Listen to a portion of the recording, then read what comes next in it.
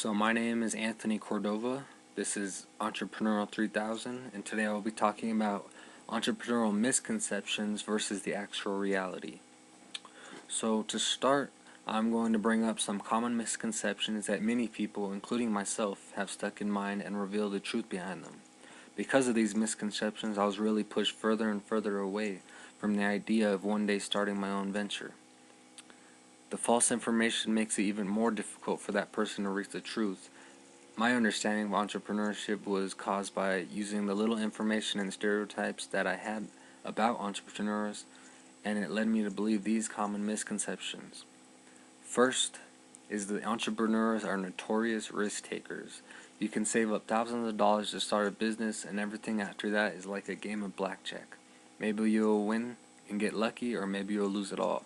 In fact, most entrepreneurs have become risk minimizers. The best entrepreneurs are extremely risk averse because they take the time and effort to plan out, research, and test everything to make sure they're making the best decision and really hone in on minimizing risk. One way you can think about risk management is the pilot and the plane principle. Basically, this idea means that as an entrepreneur, you are in the control seat and all the decisions and outcomes are entirely up to you. So you are ultimately in control of your own risk. Another common myth is that it takes years and years of experience and understanding to become a successful entrepreneur, when really it depends on your available resources, your dedication, and work ethic.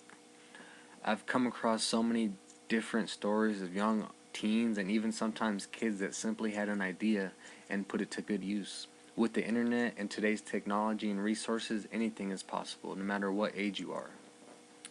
Some famous young entrepreneurs you probably have heard of are Mark Zuckerberg, who created Facebook in his early 20s, as well as Evan Spiegel, who created Snapchat. Both of these young entrepreneurs had a vision, and regardless of where they were at in their lives, they turned that vision into reality. The next myth is that you must be a born entrepreneur. This may be true for many people, but that does not discount those who were not born with good business skills or desires. Great entrepreneurs are made through nurture, not through nature. But with that being said, you must be willing to put in the time and work needed to do so, and this means everything from exploring the market, research, planning, marketing, promoting, and eventually creating value for whatever business venture you choose.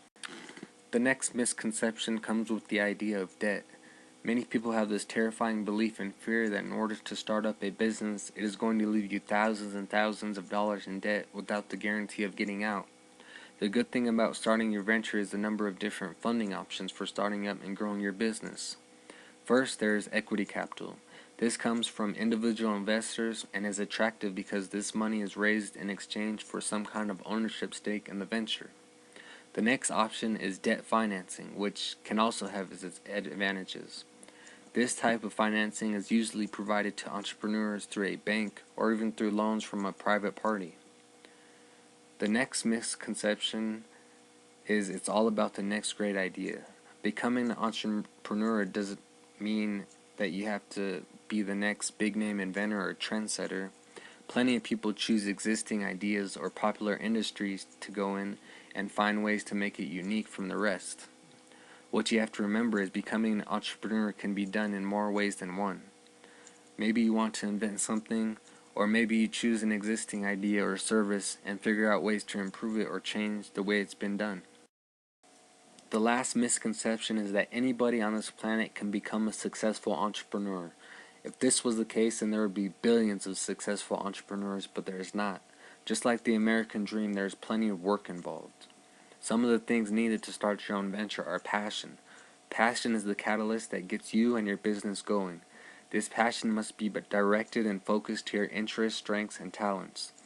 Dreaming is essentially the directed and focused passion.